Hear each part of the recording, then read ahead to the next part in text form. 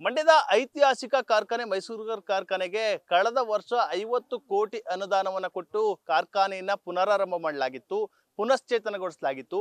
ಇನ್ನು ಈ ಬಾರಿ ಕಳೆದ 20 ದಿನಗಳ ಹಿಂದೆಯಷ್ಟೇ ಈ ಅವಧಿಯಲ್ಲಿ ಕಾರ್ಖಾನೆಯನ್ನ ಪುನರಾರಂಭ ಮಾಡಲಾಗಿತ್ತು. ಆದರೆ ಕೇವಲ 20 ದಿನಕ್ಕೆ ಇದೀಗ ಕಾರ್ಖಾನೆ ಕೆಟ್ಟು ನಿಂತಿರುವಂತಹ ಪರಿಸ್ಥಿತಿ ನಿರ್ಮಾಣ ಆಗಿದೆ. ನಾನಿವತ್ತು ಮೈಸೂರು ಕಾರ್ಖಾನೆಯ ಕಬ್ಬಿನ ಯಾರ್ಡ್ನಲ್ಲಿದ್ದೇನೆ. ಈಗಾಗಲೇ ನೂರಾರು ಟ್ರ್ಯಾಕ್ಟರ್ಗಳು, ಲಾರಿ, ಎತ್ತಿನ ಗಾಡಿಗಳಲ್ಲಿ ಕಬ್ಬನ್ನ ರೈತರು ಕಾರ್ಖಾನೆಗೆ ತೆಗೆದುಕೊಂಡು ಬಂದಿದ್ದಾರೆ. ತಮ್ಮ ಕಬ್ಬನ್ನ ನುರಿಸುವುದಕ್ಕೆ ಈ ಒಂದು ಏನು ಕಬ್ಬನ್ನ ತಂದಿದ್ದಾರೆ. ಆದರೆ ಕಳೆದ 3 ದಿನಗಳಿಂದ ಈ ಒಂದು ಕಾರ್ಖಾನೆ ಕೆಟ್ಟು ನಿಂತಿರುವಂಥದ್ದು. ಅಂದರೆ ಶನಿವಾರವೇ ಈ ಒಂದು ಕಾರ್ಖಾನೆ ಸ್ಥಗಿತಗೊಂಡಿದೆ.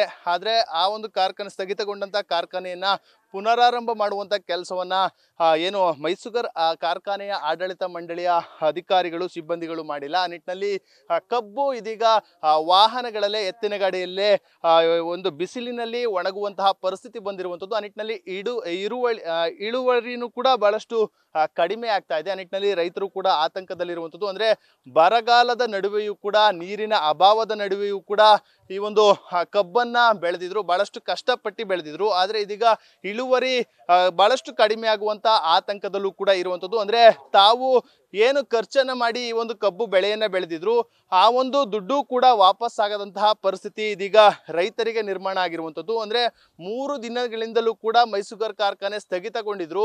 ಅಧಿಕಾರಿಗಳು ಅದನ್ನ ಸರಿಪಡಿಸುವಂತ ಕೆಲಸವನ್ನ ಮಾಡ್ತಾ ಇಲ್ಲ. ಅಂದ್ರೆ ವಿದ್ಯುತ್ ಸಂಪರ್ಕ ಕಡಿತ ಆಗಿದೆ, ಟ್ರಾನ್ಸ್ಫಾರ್ಮ್ ಹೋಗಿದೆ. ಆ ನಿಟ್ಟಿನಲ್ಲಿ ಅದನ್ನು ಸರಿಪಡಿಸ್ತೀವಿ ಮಾತಾನೆ ಹೇಳ್ತಾ ಇದ್ರೆ, ಇಂದು ಮಾಡ್ತೀವಿ, ಸಂಜೆ ಮಾಡ್ತೀವಿ ಅಂತ ಹೇಳಿ 3 ದಿನಗಳನ್ನ ಇದೀಗ ಏನು ಅಧಿಕಾರಿಗಳು ಕೂಡ ಕಳೆದಿರುವಂಥದ್ದು. ಆ ನಿಟ್ಟಿನಲ್ಲಿ ಇಲ್ಲಿನ ರೈತರು ಕೂಡ ಬಹಳಷ್ಟು ಆಕ್ರೋಶಗೊಂಡಿದ್ದಾರೆ ಅಂತ ಹೇಳ್ಬೋದು. ಇನ್ನು ನಮ್ಮ ಜೊತೆ ಒಂದಷ್ಟು ರೈತರು ಕೂಡ ಇದ್ದಾರೆ, ಅವ್ರನ್ನೇ ಮಾತನಾಡ್ಸೋಣ ಯಾವ ರೀತಿ ಸಮಸ್ಯೆ ಆಗ್ತಾ ಇದೆ ಅಂತ. ಸರ್, ಈಗಾಗಲೇ ಕಾರ್ಖಾನೆ ಕೇವಲ 20 ದಿನ ಆಗಿದೆ ಪುನರಾರಂಭ ಆಗಿ ಈ ಅವಧಿಯಲ್ಲಿ. ಆದ್ರೆ ಈಗ 3 ದಿನ ಆಗಿದೆ ಕೆಟ್ಟು ನಿಂತು, ಇನ್ನೂ ಸರಿ ಮಾಡಿಲ್ಲ. ಏನಾಗಿದೆ ಸರ್, ಏನ್ ಹೇಳ್ತಾ ಇದಾರೆ ಸರ್? ಯಾವ ಆಫೀಸರ್ಗಳು ಯಾವ ಸುದ್ದ ಮಾಹಿತಿ ಕೊಡ್ತಾಯಿಲ್ಲ ಸರ್ ನಮಗೆ. ನಾನು ಖುದ್ದು ನಮ್ಮ ಜಿಲ್ಲಾಧಿಕಾರಿ, ಉಪಜಿಲ್ಲಾಧಿಕಾರಿ MD ಆಗಾರವರು, ಅವ್ರಿಗೆ ಸುಧಾ ಫೋನ್ ಆಗ್ತದೆ, ಫೋನ್ ರಿಸೀವ್ ಮಾಡಿಲ್ಲ.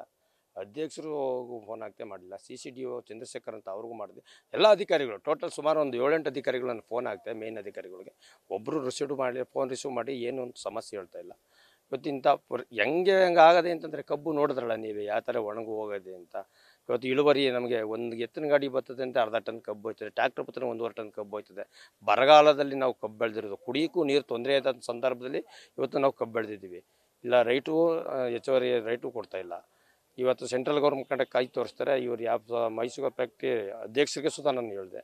CM ಸಿದ್ದರಾಮಯ್ಯನವರು ಮಾಜಿ ಮುಖ್ಯಮಂತ್ರಿ ಆಗಿದ್ದಾಗ ನಮಗೊಂದು ಸ್ಟ್ರೈಕ್ ಮಾಡ್ತಿದ್ದಾಗ ಬಂದಂಥ ಸಂದರ್ಭದಲ್ಲಿ ನಾನು ಮಾತಾಡಿದೆ, ನಿಮಗೆ 3 ವರ್ಷ ಕೊಡಬೇಕು, ನಾನು ಸೆಷನಲ್ಲಿ ಮಾತಾಡ್ತೀನಿ ಅಂತ ಹೇಳಿದ್ರು. ಇವತ್ತು ಅವರೇ ಮುಖ್ಯಮಂತ್ರಿಗಳಾಗಾರೆ ಇವತ್ತು ನಮಗೆ ಒಂದು 150-200 ರೂಪಾಯಿ ಟ್ರಾನ್ಸ್ಪೋರ್ಟಿಂಗ್ ಅಂತ ಕಮ್ಮಿ ಮಾಡಿದ್ರು ಆಗೋದು. ಇವತ್ತು ಬರಗಾಲದಲ್ಲಿ 3 ದಿನ ಆಗಿದೆ ಕಾರ್ಖಾನೆ ಕೆಟ್ಟು.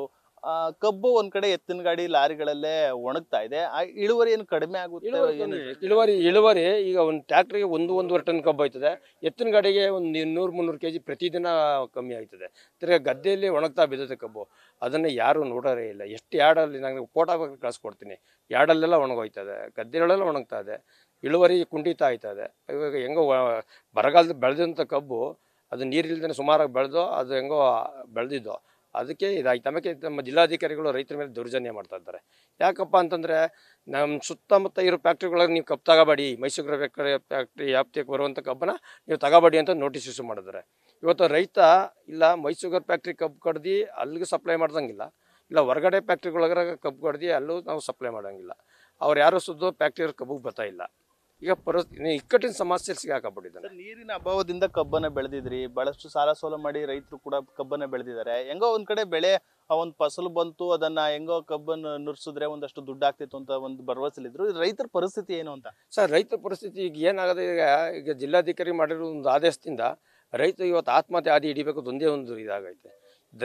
ದಯವಿಟ್ಟು ಎಲ್ಲ ರೈತರ ಪರವಾಗಿ ನಮ್ಮ ಜಿಲ್ಲಾಧಿಕಾರಿಗಳಿಗೆ ನಾನು ಒಂದು ಮನವಿ ಮಾಡ್ಕೊತೀನಿ. ನಾವು ಹೊರಗಡೆ ಫ್ಯಾಕ್ಟ್ರಿಗೆ ನಮ್ಮ ಕಬ್ಬನ್ನು ಹೊಡ್ಕೋಕ್ಕೆ ಅನುವು ಮಾಡಿಕೊಟ್ಟು ಕಬ್ಬನ್ನು ತಗೊಳ್ಳಿ ಅಂತ ಹೊರಗಡೆ ಫ್ಯಾಕ್ಟ್ರಿಗೆ ಹೇಳಿ ಅಂತ ನಾವು ಅವ್ರಿಗೆ ಕೈ ಮುಗಿದು ನಾನೊಂದು ಮನವಿ ಕೇಳ್ಕೊತೀವಿ. ಈಗ ಯಾಕೆ ಅಂತಂದರೆ, ಇವತ್ತು ಕಬ್ಬು ಬೆಳೆದೇವಿ, ಕಷ್ಟಪಟ್ಟು ಬೆಳೆದ್ರೆ ಕಬ್ಬನ್ನ ನಾವು ಅದನ್ನು ಪಡ್ಕೋಕ್ಕಾಯ್ತಾ ಇಲ್ಲ. ಎಲ್ಲ ಒಣಗಿ ತರಕಾರಿಗೆ ಎಲ್ಲ ಇಳುವರಿ ಎಲ್ಲ ಕುಂಠಿತ ಆಯ್ತದೆ. ಇವತ್ತು ರೈತ ಸಂಕಟದಲ್ಲಿದ್ದರೂ ನಾವು ಅದನ್ನು ಇದು ಮಾಡೋಕ್ಕಾಯ್ತಲ್ಲ. ದಯವಿಟ್ಟು ಜಿಲ್ಲಾಧಿಕಾರಿಗಳಿಗೆ ಎಲ್ಲ ರೈತರ ಪರವಾಗಿ ಮನವಿ ಮಾಡ್ಕೋದೇನಪ್ಪ ಅಂತಂದರೆ, ನಾವು ಬೆಳೆದಿರುವಂಥ ಕಬ್ಬನ್ನ ನಾವೆಲ್ಲರ ಯಾವ ಫ್ಯಾಕ್ಟ್ರಿಗಾರ ಹೊಡ್ಕೋತೀವಿ, ನೀವು ಆದೇಶನ ಹಿಂಪಡೆದು ಅದನ್ನು ಅನುಕೂಲ ಮಾಡಿಕೊಡ್ಬೇಕು ಅಂತ ಮನವಿ ಮಾಡ್ತೀವಿ ಸರ್. ಸರ್, ಬಂದಂಥ ಸರ್ಕಾರಗಳೆಲ್ಲವೂ ಕೂಡ ಕೋಟಿ ಕೋಟಿ ಹಣವನ್ನು ಈ ಕಾರ್ಖಾನೆ ಕೊಡ್ತಾ ಇದೆ, ಪುನಶ್ಚೇತನ ಮಾಡ್ತಾ ಇದ್ದಾರೆ, ಪುನರಾರಂಭ ಮಾಡ್ತಾ ಇದ್ದಾರೆ. ಇವಾಗ 20 ದಿನಕ್ಕೆ ಸ್ಥಗಿತ ಆಗಿದೆ. ಏನು ಹೇಳ್ತೀರಾ ಸರ್? ಕೋಟಿ ಕೋಟಿ ಖರ್ಚು ಮಾಡಿದ್ರು ಇದು ಸರ್. ಈಗ ನಾವು ಹೇಳೋದು, ನಾವು ಮೀಡಿಯಾದಲ್ಲಿ ಹೇಳ್ತಾ ಇದ್ದೀವಿ, ಅವ್ರು ಕೊಟ್ಟಿರೋದು ನಾವೇನು ನೋಡಿರ್ತೀವ, ನಮ್ಗೆ ಗೊತ್ತಿಲ್ಲ. ಅದು ಅವ್ರು ಕೊಟ್ಟಿದ್ದೀವಿ, ಅನುದಾನ ಬಿಡುಗಡೆ ಆಗಿದೆ ಅಂತ ಹೇಳ್ತಾರೆ. ಅನುದಾನ ಬಿಡುಗಡೆ ಆಗಿರುವಂಥವ್ರು ಫ್ಯಾಕ್ಟ್ರಿ ರನ್ನಿಂಗ್ ಮಾಡಿದ್ರೆ ಏನು ಮಾಡ್ತಾ ಇದ್ದಾರೆ?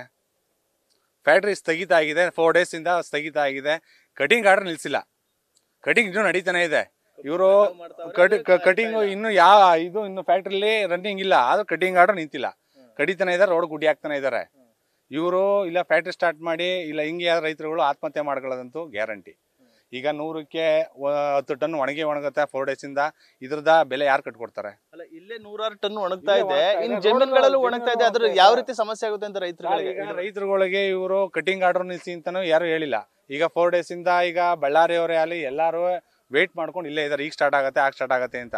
ಈಗ ಒಬ್ಬ ಅಧಿಕಾರಿಗಳು ಓಡ್ತಾ ಇದ್ರೆ ಎಲ್ಲ ಬರ್ತಾರೆ ಇಲ್ಲಿಗೆ. ಫ್ಯಾಕ್ಟ್ರಿ ರನ್ನಿಂಗ್ ಇಲ್ಲ ಅಂದ್ರೆ ಯಾರು ಬರಲ್ಲ. ಇದು ಇಲ್ಲಿ ಸಮಸ್ಯೆ ಸರ್. ಒಂಚೂರು ಯಾಡ್ ಚೆನ್ನಾಗಿಲ್ಲ.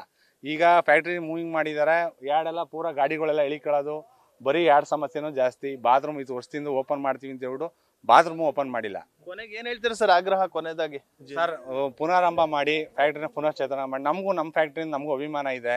ಮೈ ಶುಗರ್ ಅಂದ್ರೆ ನಮ್ಮದು ರೈತರದೇ, ಅದು ಬೇರೆಯವ್ರದಲ್ಲ. ನಮಗೂ ಒಂದು ಖುಷಿ ಇದೆ. ಅದರಪ್ಪ ಬೇಗ ಪುನರಾರಂಭ ಮಾಡಿ ಒಂದು ರೈತರಿಗೂ ಒಂದು ಅನುಕೂಲ ಮಾಡಿಕೊಡಿ ಅಂತ ನಾವು ಕೇಳ್ಕೊತೀವಿ ಮೀಡಿಯಾ ಮುಖಾಂತರ.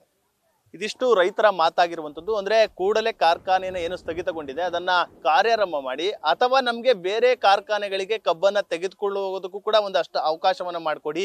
ಇಲ್ದಿದ್ರೆ ರೈತರ ಪರಿಸ್ಥಿತಿ ಆತ್ಮಹತ್ಯೆ ಮಾಡ್ಕೊಳ್ಬೇಕಾಗುತ್ತೆ ಎಂಬ ಒಂದು ಎಚ್ಚರಿಕೆಯನ್ನ, ಒಂದು ಆತಂಕದ ಮಾತುಗಳನ್ನ ರೈತರು ಕೂಡ ಹೇಳ್ತಾ ಇರುವಂಥದ್ದು. ಕ್ಯಾಮ್ರಾ ಪರ್ಸನ್ ಹರ್ಷಿ ಜೊತೆ Nandish, news first Mandya. News first ನಿರ್ಭೀತಿಯಿಂದ ನಿಮ್ಮ ಪರವಾಗಿ.